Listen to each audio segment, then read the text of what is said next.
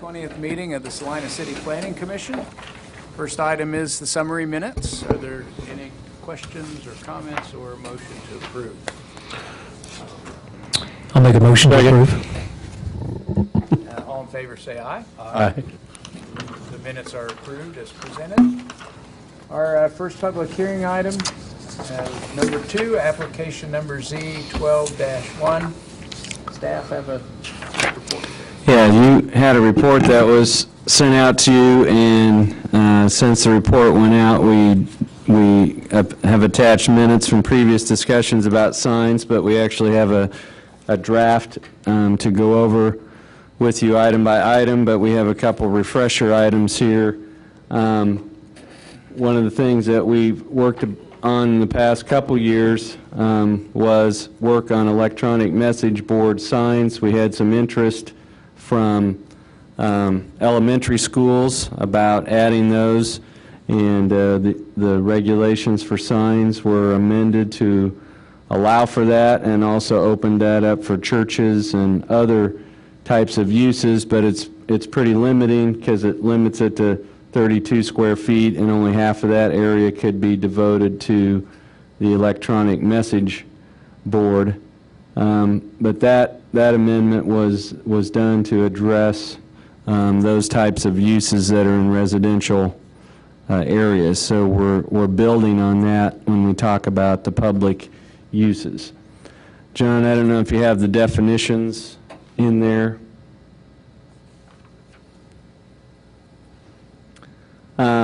We envision that we have, I think Central High has, a lot of churches have what it would be referred to as bulletin board signs. Bulletin board signs tend to have changeable letters that are manually changed and not electronic copy, but I guess our idea is that bulletin boards could even be electronic changeable copy bulletin board signs. But the more common sign that we're going to see or talk about is identification signs, which is going to identify a park, or it's going to identify an aquatic center, or it's going to identify the name of a school or school site, and that's what most of our focus is going to be on. And then wanted to differentiate. Ground sign is generally a sign like a monument sign that's a low profile sign that's not on a post or supports. And then the other most common type of sign in the residential setting is the wall sign for churches or schools. And that kind of speaks for itself. It's fastened directly to the wall of the building. John, if you want to go ahead and go to the draft, the public district draft, we'll just kind of walk through that. And we put in your packet the regulations we had for residential districts and for university districts, and that was kind of what we worked on, and I'll just focus on the proposed changes here. In the public use district, we're talking about allowing pole signs when used in conjunction with an approved conditional use or on properties located on a collector or arterial street. So the way that the sign regulations are set up today at Central High School on Crawford, they would be limited to ground signs and wall signs only. Under this proposal, you would be allowed to have a pole sign or a sign out on supports, but only in those locations where you're on a collector or arterial street. So if you said you were at Coronado Elementary School and you're on 2 local residential streets, you'd be limited to a ground sign and wall signs. If you were on Central High, South High, where you're located on an arterial street, you would have the option of being able to have a pole sign. Or if the city had a facility that was on an arterial street, it could have a pole sign. So that is different. The other this number of signs takes into account total number of signs, which it would include both a pole and a ground sign. So if a school campus or a public governmental facility, they wanted to have a ground sign and they were able to have a pole sign, they would have a maximum of up to 4 signs available. The only other approach to looking at this, and we would need some input on, is whether that should be per zoning lot or if that should be per street frontage. If you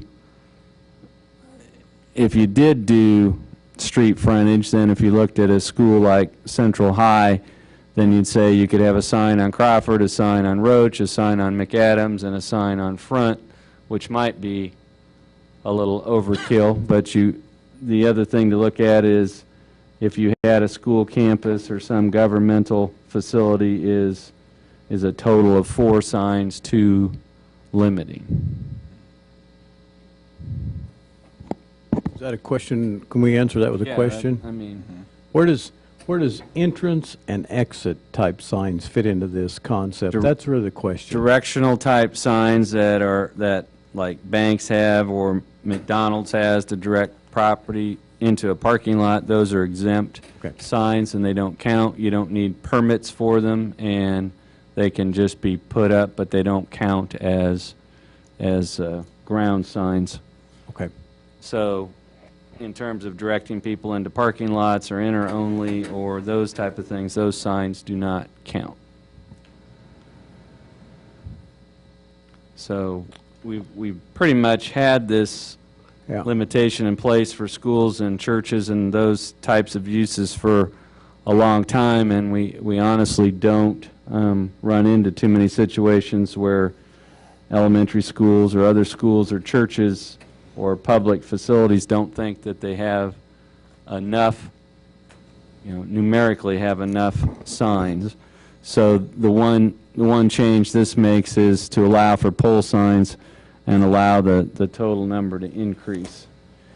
The next part deals with bulletin board and identification signs, and you can tell us whether we just base that on some minutes and previous discussion, but the limitation today is 4 by 8 or 32 square feet. There was some discussion about doubling that or being able to go up to 64 square feet. And again, we qualified that you could go to 64 square feet under a conditional use permit, or if you were located on an arterial or collector street. So if you think of I don't know if that would be an 8 by 8 body of a sign, but at 64 square feet, that's probably what you'd be looking at, is a 8 by 8 sign face as opposed to 4 by 8. And so that would come into play with your bulletin board announcement type signs and then your identification signs. We were proposing that if you were an athletic stadium or public arena, the sign could be up to 100 square feet in size.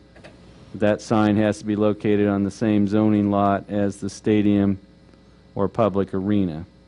There was some language that we looked at that said the sign had to be within so many feet of the facility, but that didn't make a lot of sense to us.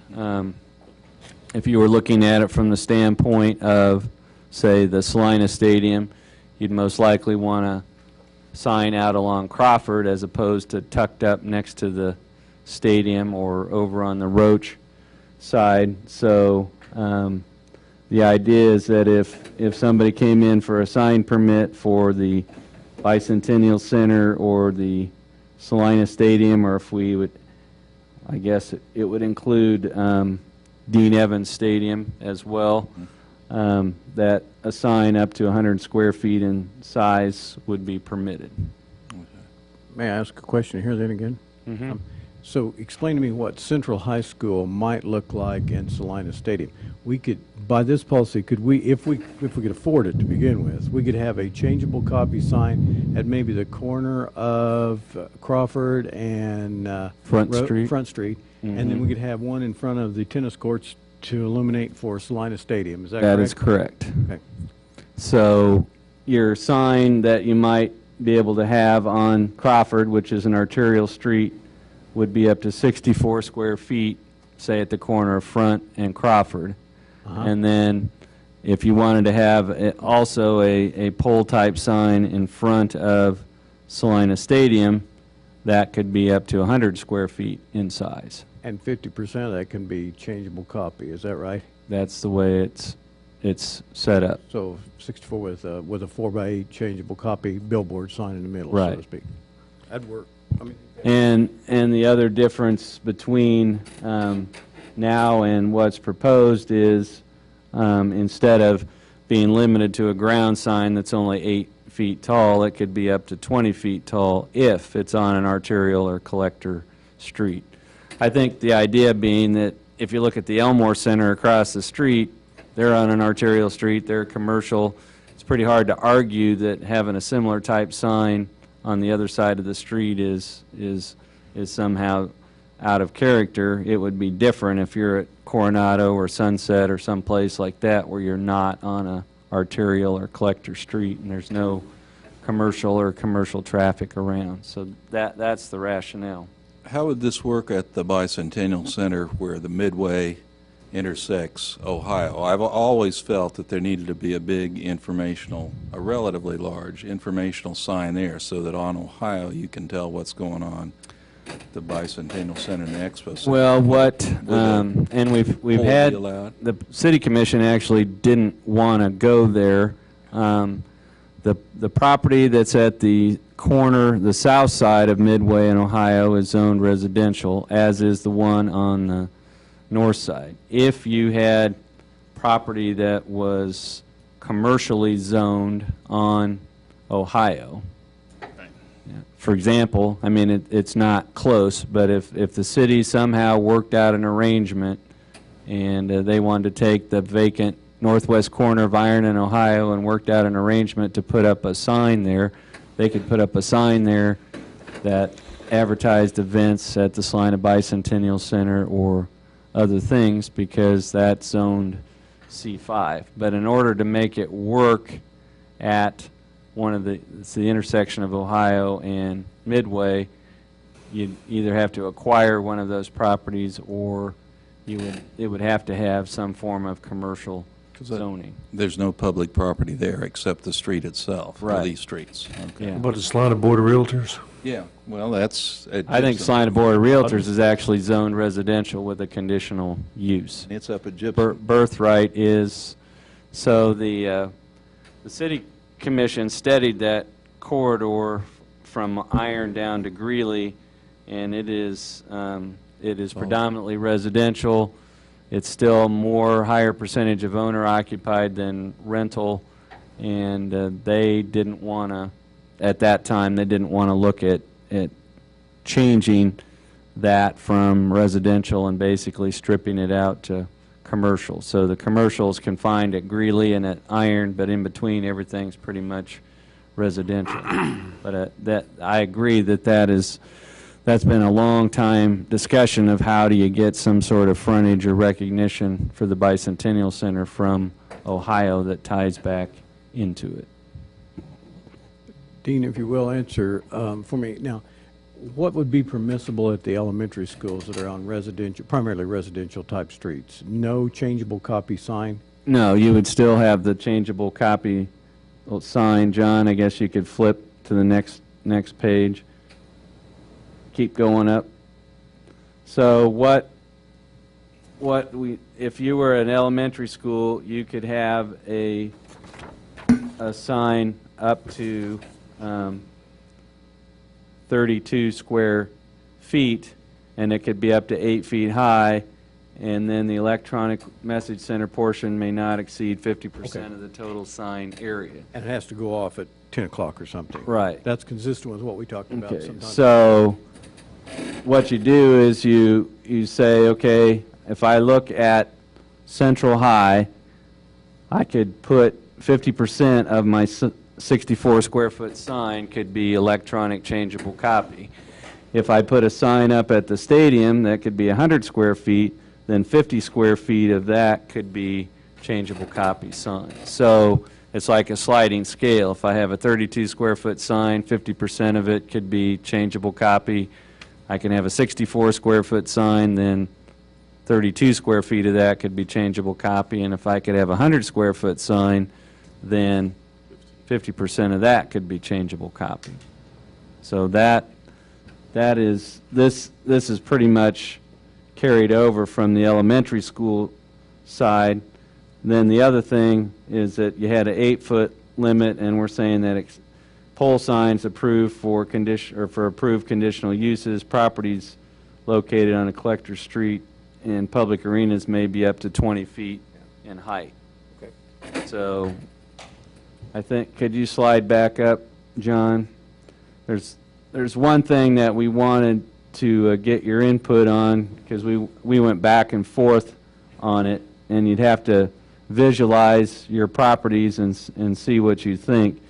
But we've more or less had a 10-foot setback for the ground signs or the detached ground signs, and we're suggesting that for pole signs that they'd have to be set back the same distance as a principal structure. So if you looked at Crawford or Magnolia or whatever, if you had a low ground sign, it could be 10 feet from the property line. If it was a pole sign, it'd have to be set back 25 feet. And I don't think there's any right or wrong answer to that. So the options would be to just say, doesn't matter if it's a pole or ground sign, it has to be set back 10 feet, or if you had a thought about having a larger, taller pole sign, that it should be set back farther. That's kind of what we would want your feedback on. I mean, it would be fairly simple to just say 10-foot setback across the board.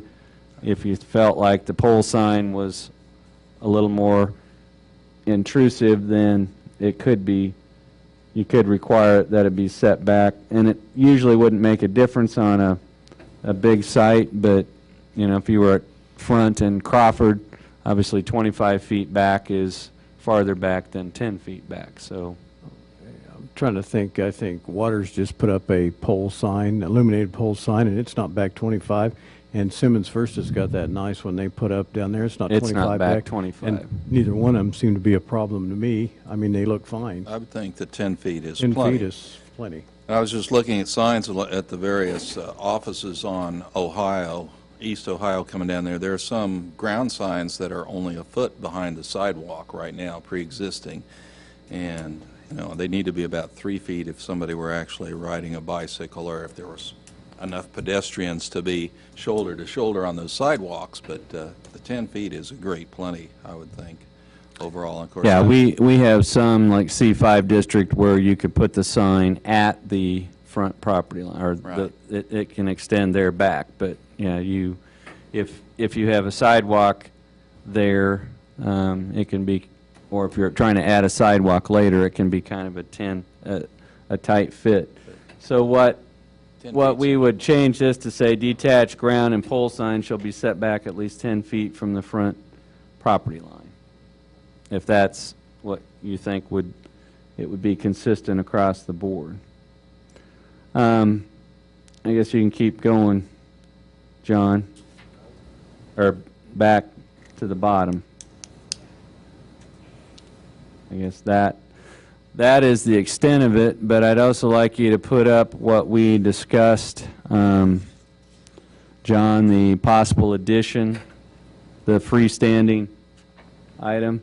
We discussed this at a meeting, not knowing exactly where we would go on the other parts. This was more designed for something that you might have at this Bicentennial Center, or if the city just picked a location where they wanted to have a community information or events type sign, or the school district did at a set location. I guess the trick would be to take this and merge it into the language that we already have. If you could scan up, John. No, or keep going. This is the part here that we would want to focus on.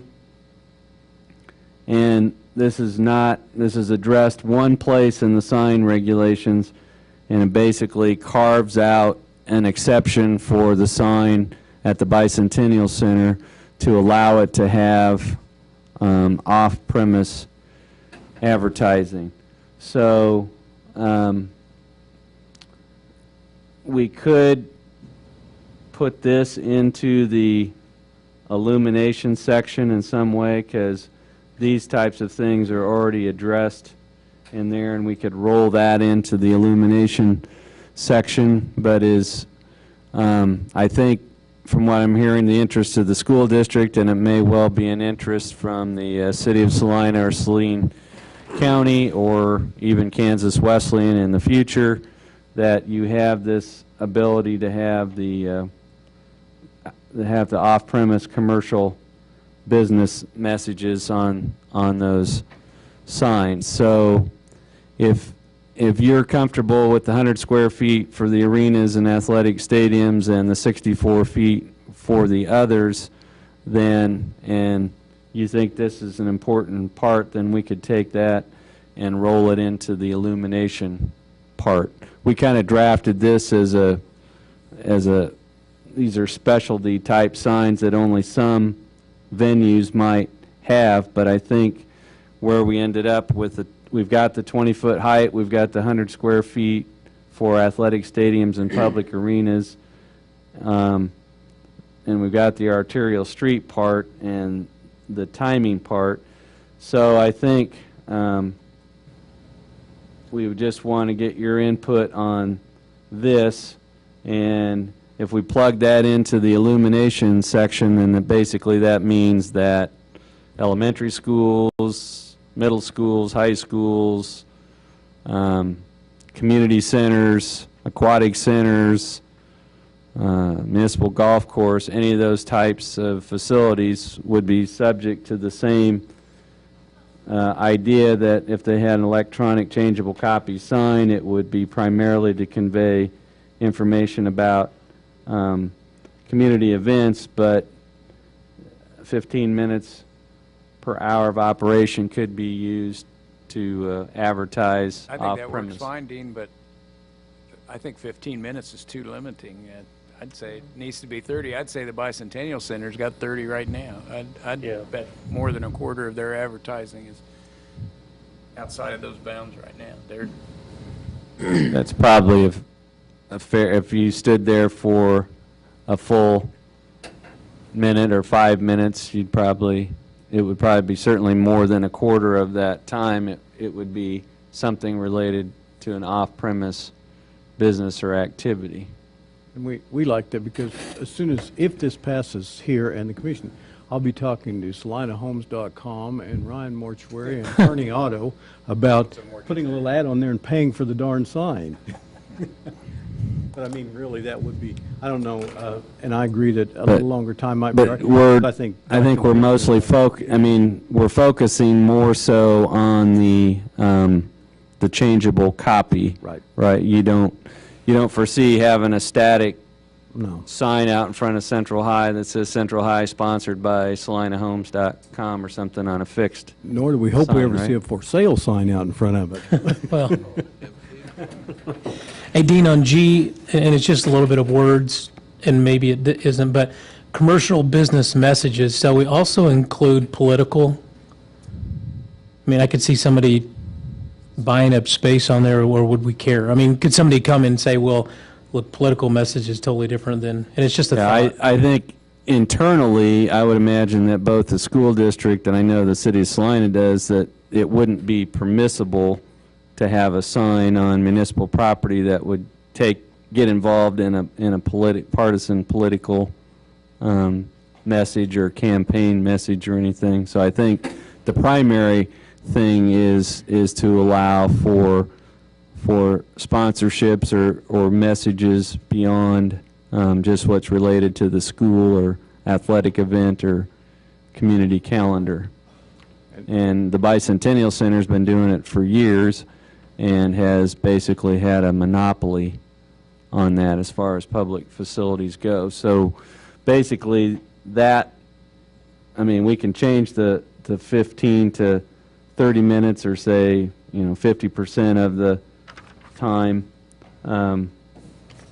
that it's going to be somewhat hard to measure anyway, but the idea being that the purpose of the sign is first and foremost to inform the public about events that are going on at that venue, whether it's a school or aquatic center or whatever it might be, and then the secondary purpose would be any type of advertising. And Todd, exactly what Dean's saying is correct, that we'll have our own work to do internally as determining what policies would allow advertisement on that sign. So some things would be allowable, some may not in the case of a school district. So and maybe they decide, the board could decide none will ever be allowed. We'll just use it for message purposes. Sure. But we'll have to determine those things. At one time, we were concerned about the size of the signs. Wasn't a concern of the committees at all, because we thought nobody could afford anything bigger than 100 square foot anyway. Right. But if you allow people to put 30 minutes or 45 minutes of commercials on there, the signs are just going to get bigger and bigger. Well, they're gonna be able to afford more and more. We still have, the three sizes are basically 32 square feet in a residential setting, 64 square feet if you're on an arterial type street like Magnolia Crawford, or if you're Salina Stadium or the Bicentennial Center, then 100 square feet. But nobody could go any larger than 100 square feet without applying for a variance or some form of text amendment to say that 100 square feet is too limiting. That's my point, though. My point is that they'll be making enough money off their sign if they sell enough commercials. We'll have 100 square foot signs everywhere. I don't see there's any reason to have anything more than 15 minutes on if the true purpose is to advertise your community services and your school functions, then 15 minutes ought to be plenty to help pay for the use of the signs. I would. Yeah, I think what Mr.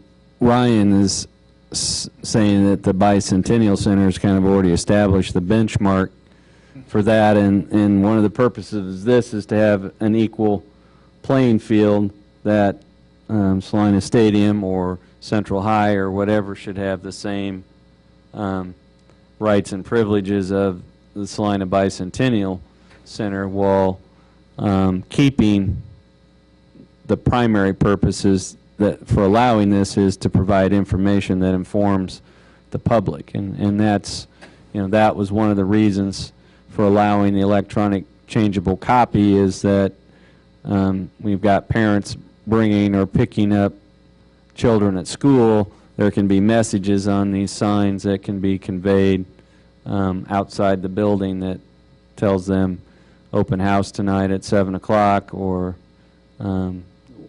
upcoming event. So that's the rationale. The side benefit would be putting these facilities on an equal playing field with the Salina Bicentennial Center. I personally don't see a problem with the 30 minutes, and there's certain areas. I think Bicentennial Center is an example. I think at times of the year it has about that much on there. Kenwood Cove, if they put one up, it might have the same thing during off-season, might have more use for some promotion of outside vendors as opposed to the events at Kenwood Cove. So same thing with the schools, possibly in the summer. But the way this is struck, the only places in the community where you could have a 100 square foot sign would be Salina Stadium, Salina Bicentennial Center, and Dean Evans Stadium. Those are the only three venues that could have. So it's not like you're going to have a 100 square foot sign at South High, because it won't be permitted. That's too big. I mean, someone would have to come to you at some later date and say, well, we've looked at this and it's just too restrictive, and they'd have the burden of persuading you that it's too restrictive. So we've tried to set this up as a sliding scale, and if you're on a commercial-oriented street, then you can have more commercial-type signs, and if you're in a, and the same thing, you know, this is addressed for schools, for community centers, for, you know, even the city-county building or public library. If we wanted, the city wanted to apply to put an electronic message center sign that's 64 square feet out in front of the city-county building and put upcoming meetings and events on that, it could, under this proposal. So I might add that the last night the City Commission approved the public use zoning district regulations on first reading as recommended by you with no changes. And so the idea is that that would become finalized. If you're comfortable with this, we would try to make this catch up, and then the next step would be initiating the actual changes that would take Oakdale Park, take Salina Central High School or South High School campuses and rezone those to public use, and then once they were zoned that, these would apply. And then we'll also include Sacred Heart and Salina Christian Academy in there and see if they're interested in remaining residential or whether they'd like to be in the public use category. But the only thing that I took in the way of two feedback items were that is the consensus of the commission that the 15 minutes is too limiting or unrealistic. It's good enough. I believe that it is. Yeah, if we get much beyond 50%, then we're not going to be able to argue that it's primarily to convey public information, because they're not to be billboards or advertising signs. But I'm okay with the not to exceed more than 50%. So half, I think half the time would be a compromise. But that's my opinion. That's a great plenty.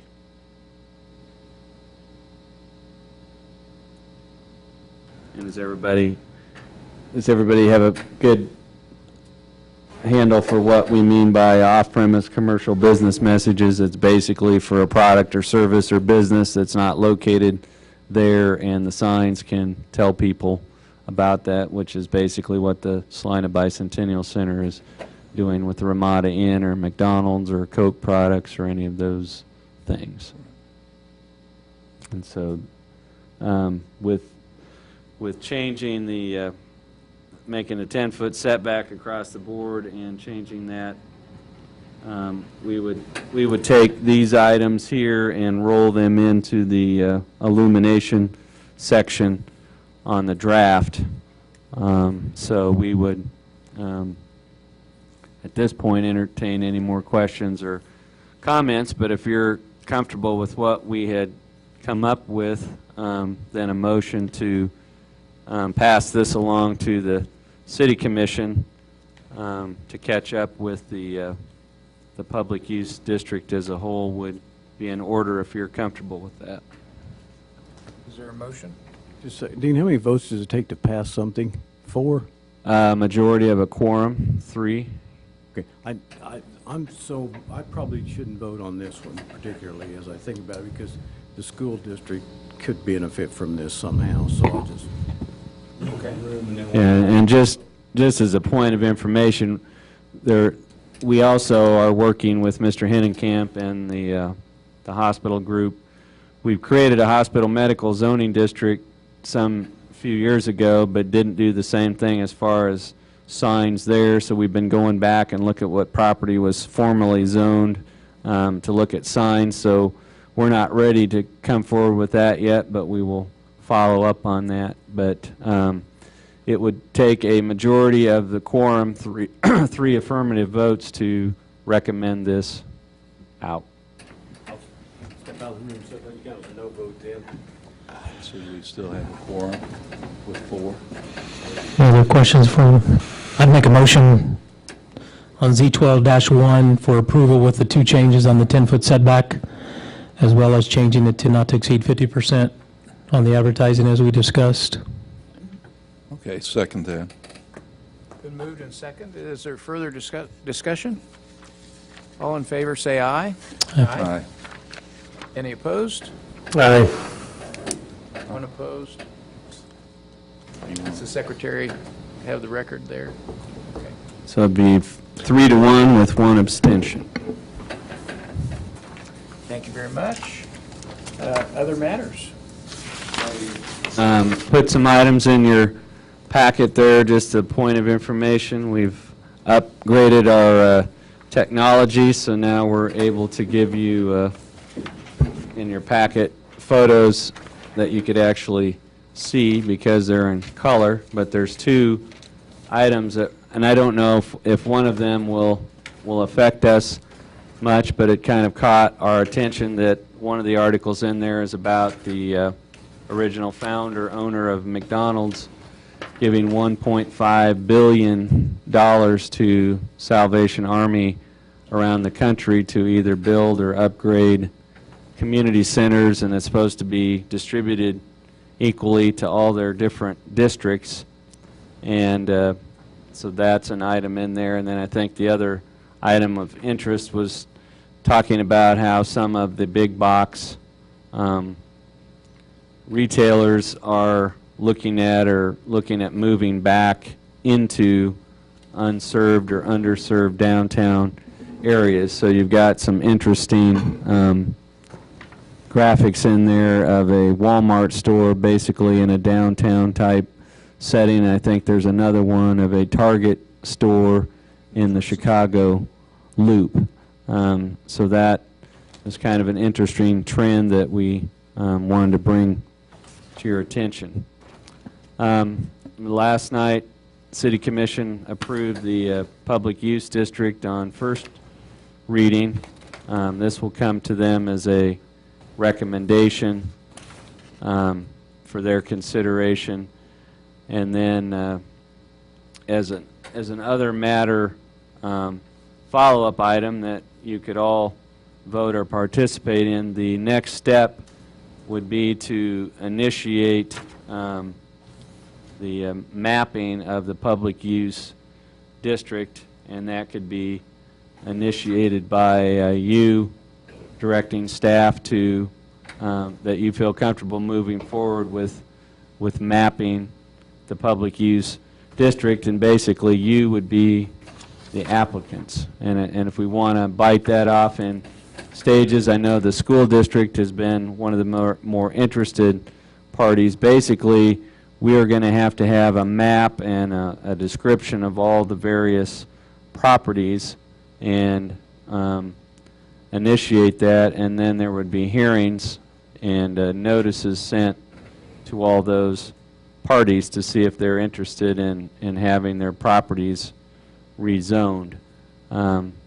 So if you felt comfortable with that, that would be the next step to initiate. So you would line up Jerry Ivy Park and the local fire stations and things, and I forgot to I think I forgot to put it in your packet here, but I shared with the City Commission a listing of all the different things that the city facilities are zoned, but we have 4 fire stations. 3 of them are zoned residential and 1 of them is zoned industrial. Salina Animal Shelter is zoned industrial. We have a water plant that's zoned R3 residential and a sewer treatment plant that is A1 agricultural. The Bicentennial Center is zoned for shopping center, while Bellberg Park is zoned single-family residential, and almost all the school sites are single-family residential, I think, except for Lakewood. So the idea would be to identify all those parcels, and I think our 3 owners are going to be the city, Saline County, and USD 305, and then we would also have Sacred Heart and Salina Christian Academy. But if you are comfortable with how far we've gone, none of these rules for signs or uses or anything mean anything unless the property on the map is zoned public use. So if you were comfortable with that, you could authorize staff to proceed to the next step, which is mapping properties. And a simple motion to direct staff to initiate that would be sufficient. I'd make that motion. I'll second it. Any discussion? Dean, if we're conducting public meetings, then are we doing that at exceptional times or in different locations? I think it might be best to look at this. We've got the public facilities subsection, we've got the educational facilities subsection, we got the exposition subsection. I think what we'd try to do is have 3 hearings, one that we would look at the educational facilities properties, one for the public facilities, and one for the exposition. And I think the plan is simply to use the 4 o'clock time here to have the public hearing, because unlike private property, we actually have a limited universe of owners. And Will all the city well sites be in this zone? yes. Okay. There are Water tower sites, well sites, substation sites. So we're going to have we'll have some little small ones. Yeah. Yeah, and we actually have a list of those. The interesting part is just the most challenging part of this whole thing will be at some point there'll be an ordinance put together that will reclassify all these properties, and we'll have to have a legal description for those. So you've got an example, the city has a pump station on Magnolia Road east of Ohio. That pump station site would become zoned public use. That's And so we got to just go in there and identify them and then describe the parcel that they're on.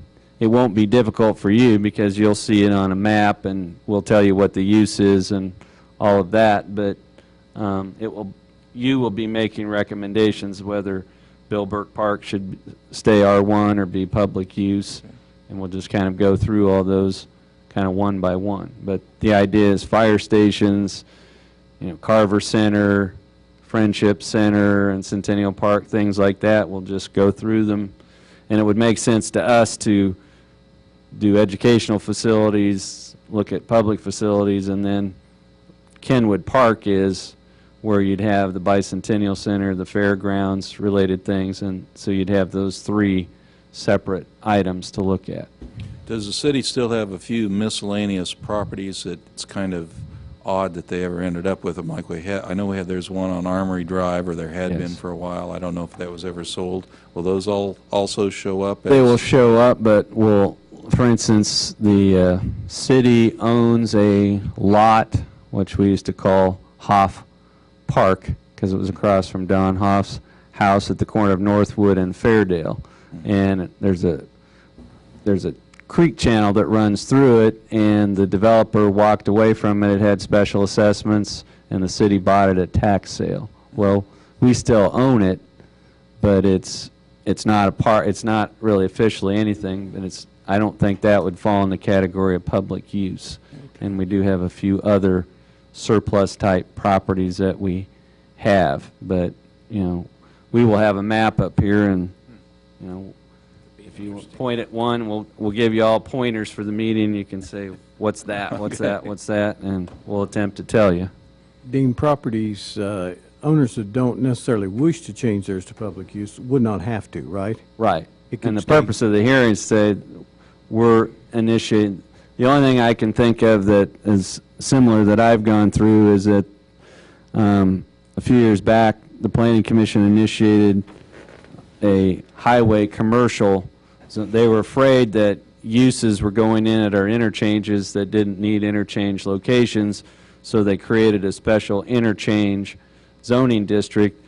And so we sent letters out to all the people that own property at the interchanges saying, we're proposing to rezone your property from what it is to basically interchange zoning. And after it was all explained to them, we didn't have any opposition to it from those owners, but you had to identify who they were, tell them if this change is approved, you're not going to be C5 anymore, you're going to be C7, and have a public hearing on that. So that's what we'll do. It's just we'll have a smaller universe of owners. We'll have USD 305 and Catholic Diocese and Christian Academy and City of Salina. So, I mean, you might have Martha Tasker here saying, I'm fine with all my pump stations being public use, or you know, what that would be. So it'll be our job to make sure that they're informed, and we won't try to have a hearing on 400 properties at one. We'll break it up. If there are no other questions, we'll call the motion. All those in favor say aye. Aye. Opposed? So we will work with our mapper, and we'll get a list of all these properties, and we'll identify what USD 305 owns in the city and Saline County, and we'll do the hearings at different times. So USD 305 and the schools will have one hearing, and then the city will have another hearing, and then the Expo Center, which involves the whole city-county ownership thing, where county owns Oakdale, but we're using it, and the city owns Kenwood, but the county's using it. We'll try to avoid that and just focus on what the uses are. We will meet on the 3rd, and then we're looking at the 17th. We've got 2 items filed for it. One is a change to the conditional use permit for the hospice facility that's on Holly Lane. The Salina Regional Health Center is wanting to introduce some additional office space and uses in there, and that involves an amendment of their conditional use permit. And then we have a plan for construction south of the Kohl's store on South 9th Street, and that plan differs from what the Planning Commission reviewed and approved as part of the original Kohl's package. So that will come back on the 17th. So we've got activity picking up. The other item on the 17th, we had a request, and I pointed out to Mr. Perney on the website, we have a kind of a trails map, future trails map on the city's website now, and we're going to invite the bicycle club in again and just talk about what we can do from a planning commission perspective to make Salina a more bicycle friendly community. They want to talk about bike racks and whether it's good or bad to have designated routes on streets. So we'll bring in the city engineer and look at some of those things again, but that would be a study session on the 17th. 3 p.m. But we'll take what we've done today and take it to the city commission, and we'll keep you informed. We're adjourned. Thank you very much. We'll have more people. Dean, are you talking about Whether we actually need any business.